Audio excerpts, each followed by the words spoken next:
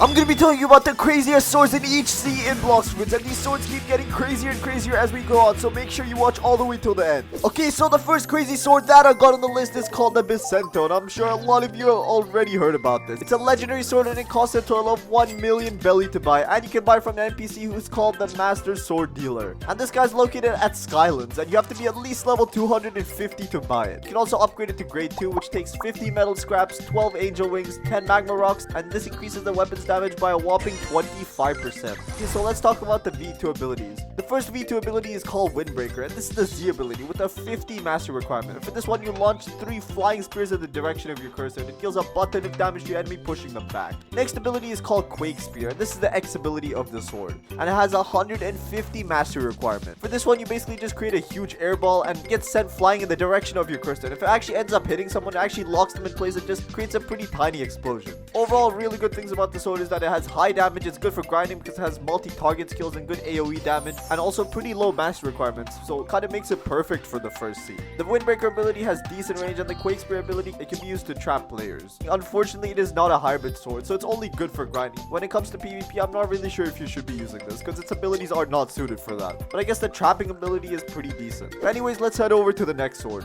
Okay, so the next decent sword that you can get in the first sea is the Pole first form, and do not get this confused with the second form because the Pole V2 is just from a different world. So the Pole V1 is a legendary sword, and you can get it by defeating the Thunder God, who's located on Upper Sky, and you have a measly 5% of getting the sword dropped to you. And the sword actually also has a grade 2, which you can upgrade it to for 10 radioactive rocks, 20 metal scraps, and 10 angel wings, and this increases the sword's damage by 25%. Now let's talk about the abilities. The very first ability of this sword is called Explosive Cloud, and this is the Z ability with the 80 mastery requirement. For this one, you basically just spawn in a huge black cloud, and it just dishes out a bunch of lightning, similar to one of the abilities of the Rumble Fruit. Next ability is called Lightning Rain, and this is the X ability. It has a 180 mastery requirement, and you basically just rain down lightning wherever your cursor is. And these two abilities kind of make no sense because why does a sword have the power of lightning? And for the second ability, man, come on, that's literally just a copy paste of one of the Rumble Fruit's abilities. What the heck is this? Overall, this sword has mediocre stuns, decent damage, and pretty low mastery requirement, which makes it decent for the first sea.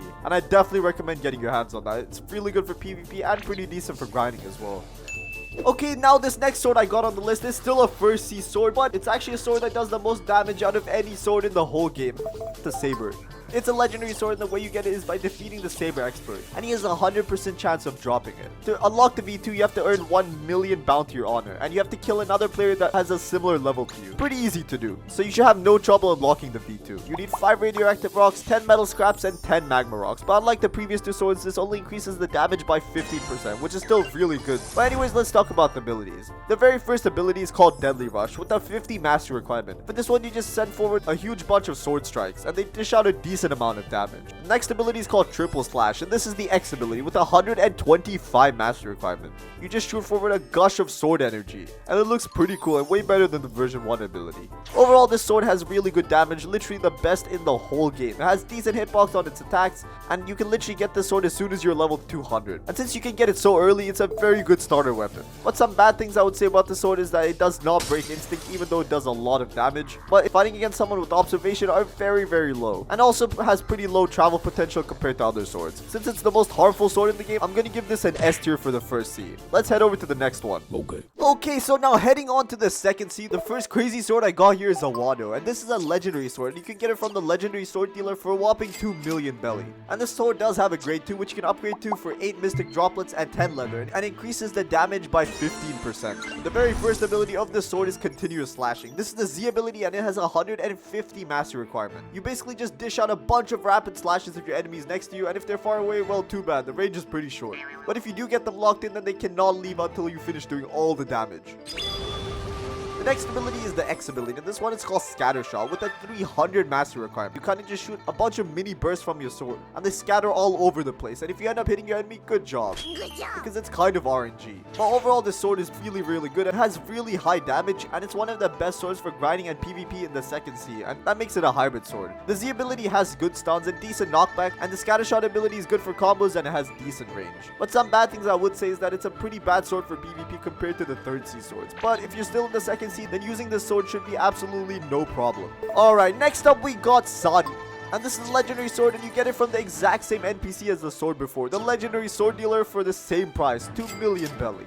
This sword also has a grade 2, which you can upgrade to for 8 mystic droplets and 10 leather, which increases the sword's damage by 15%. Let's talk about the abilities. The first ability is called Sword Dance, and this is the Z ability of the sword with a 150 mastery requirement. You basically dash forward towards where your cursor is, and then you just dance around with your sword, dealing a bunch of damage in the process. Next ability is called True Air Slash, and this is the X ability of the sword with a 300 mastery requirement. For this one, you just shoot a huge golden slash, which goes in the direction of your cursor, and it pushes enemies back and deals a butt ton of damage to them. Overall, this sword has good damage, good hitboxes, decent combo potential, and pretty good for farming. But the only bad thing I would say is that it has pretty mediocre range, and the sword dance ability is kind of hard to hit if you have bad aim. But other than that, it's a pretty good sword for the second seed. Okay, so the next sword on the list is called Shiu, and this is one of the 3 legendary swords infused with a ghost. Stop the cap. But that's what the sword's description says. Anyways, this sword costs a total of 2 million belly to buy, and you can buy from an NPC called the Legendary Sword Dealer. This sword also has a grade 2, which you can upgrade to for 8 mystic droplets and 10 leather, and increases the sword's damage by 10%. Now let's talk a bit about the abilities. First ability we got here is called the True Quiet Rush, with a 150 mastery requirement. Basically just dash forward, instantly dealing a butt ton of damage to your enemy. Next up is called Focus Shot, with a 300 mastery requirement. Just shoot out a beam of energy straight forward, and it looks pretty unique for a sword move. It almost looks like one of the abilities from the Gravity Fruit. Deals a butt ton of damage and a little bit of knockback. First thing is that it has very good range, fast moves with low end lag, and really good combo potential, and also deals pretty decent damage for the second C. But it does have small hitboxes, and it does not break observation, not even a single ability. But overall, I would still say it's a really good sword for the second C. That leads us to the next sword here, the True Triple Katana. And this is the first mythical sword that I have here on this list of crazy swords. And it costs a total of 2 million belly to buy from the Mysterious Man NPC. And the reason this is a really overpowered sword is because it's actually a combination of 3 other legendary katanas. It's the Wado plus the Shisui and the Sadi, which each cost a total of 2 million belly. So that's literally 6 million belly just for 3 of them. Then you have to obtain a 300 mastery on each of those 3 swords. Then you have to travel to the green zone, buy the True Triple Katana for 2 million belly. So the sword actually costs 8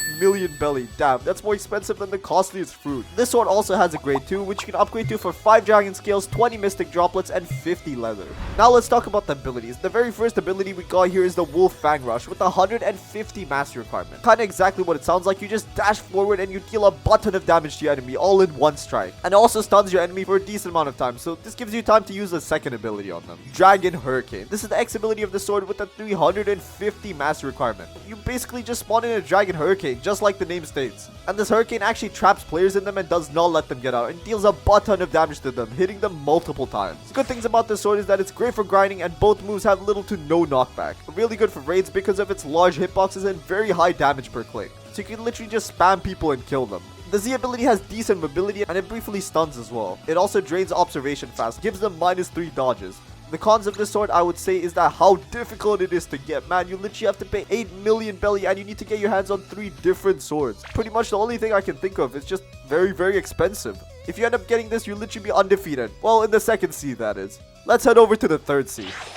Okay, so we're finally moving on to the third C, and the very first crazy sword we got here is the Cursed Dual Katana. And this is obviously a mythical sword, and I'm sure a lot of you already know about this. And to get this, you basically have to have a 350 mastery on the Yama and Tushina swords, both A-tier swords from the third C. And once you do that, you have to complete the long and tedious Cursed Dual Katana puzzle. And you have to be at least level 2200 to do this. And this sword also does have a grade 2, which costs 10 flames, 10 tusks, and 60 metal scraps, and then increases the sword's damage by 7%. Anyways, let's talk about the abilities, and this sword actually has 3 different abilities. Well, it kind of depends on how you use them. The very first ability is called Revolting Ravager, and this is the Z ability with a 175 mastery requirement. You just spin around and you shoot out a huge energy blast, which consists of black and red lightning, and it looks really cool. Probably one of the best sword effects in the whole game. The next ability is called Slayer of Goliath with a 375 mastery requirement, and this one actually has 2 different moves depending on how you use them. The very first ability basically just dashes you forward. You can kind of use it as a movement ability. And the second variation of this ability is when you charge it up, which basically just gives you way more distance. And if you actually hit a player while using this ability, you deal a butt ton of damage to them, and it also breaks instinct. Good things about this sword is that it's probably the best sword in the whole game. Well, other than the Triple Dark Blade, because that's just way too overpowered. This sword has great range, great for combos, decent mobility, very high damage, and if you want to use a sword while grinding with the Butterfoot, this is probably the one you want to use. But there's still one sword that can kind of compete with this, but this one's still the best in my books. The next sword we got on this list, also from the 3rd sea, is the Halo Scythe. And this is actually another mythical sword from the 3rd sea. And the way you get it is by defeating the Soul Reaper boss, and only has a 5% chance of dropping. This sword also has a grade 2, which you can get to for 8 flames, 800 bones, and 25 metal scraps, and increases the sword's damage by 10%. The very first ability we got here is Death Cyclone, with 150 mastery requirement. For this one, you basically just shoot forward a flaming cyclone, which has orange and black flames, and it looks really cool. If someone gets hit by this, it deals a butt ton of damage to them, and also knocks them back pretty far. The next ability is called Soul Execution. This is the X ability with a 350 mastery requirement. For this ability, you basically just fly around with your sword until you hit your enemy, and then you deal a butt ton of damage to them. And it also deals a good amount of damage and knockback. Now let's talk about the pros and cons of this sword. This sword has very fast M1 abilities, especially if you pair it with the Buddha fruit. It has very little casting time. And the only downside of this sword is how hard it is to get. Literally only a 5% chance, and it literally takes the Halo essence to spawn it in, so you're not going to be fighting that boss a lot. But overall, it's still an S tier sword in the whole of Blox Fruits.